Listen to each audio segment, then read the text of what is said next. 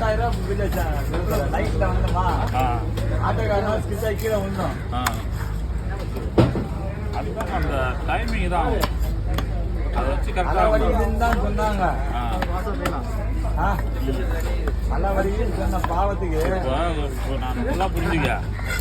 நான் வந்து இப்போ ஒரு காசு கேட்டால் சரி கொடுக்குற சொல்லியாச்சு கொடுத்தாச்சு காசு அனுப்பிச்சு சொல்லிட்டேன். இன்னொரு பேஷண்ட் இருந்தாக்கா ஹாஸ்பிட்டலில் ட்ரீட்மெண்ட் பார்க்க போயிடும். அங்கே பார்க்காதான்னு சொல்லி நாங்கள் இன்னொரு சொல்லிட்டு நம்ம மேலே தானே பள்ளி வரும். அப்போ நம்ம சரி பணம் போனால் போது சம்பாதிச்சிக்கலாம். 3 பேர் அவன் ஆண் பசங்க தானேப்பா, அதெல்லாம் திறமைச்சாடிப்பா. சம்பாதிச்சு நம்ம பார்த்துக்கலாம், உடம்பு பார்க்கலாம்.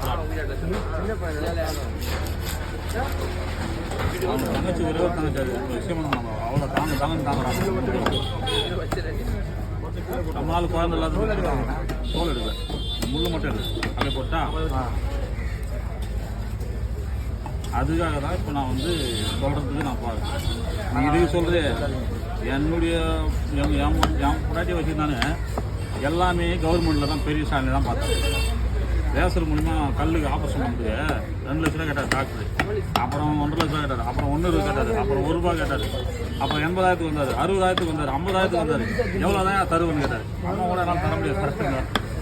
நான் பெரிய ஸ்டாண்டில் எழுதி விடணும். அப்போ அங்கே பார்த்துட்டு எழுதி விட்டு நான் அங்கே போய் பண்ணி வந்தேன் கரெக்டாக. அந்த மாதிரி நம்மள மாதிரி முடிவு எடுக்கணும், தெளிவான முடிவு எடுக்கணும். குழப்பத்தில் இருக்கிறோம் நம்ம ஒன்றுமே பண்ண முடியாது.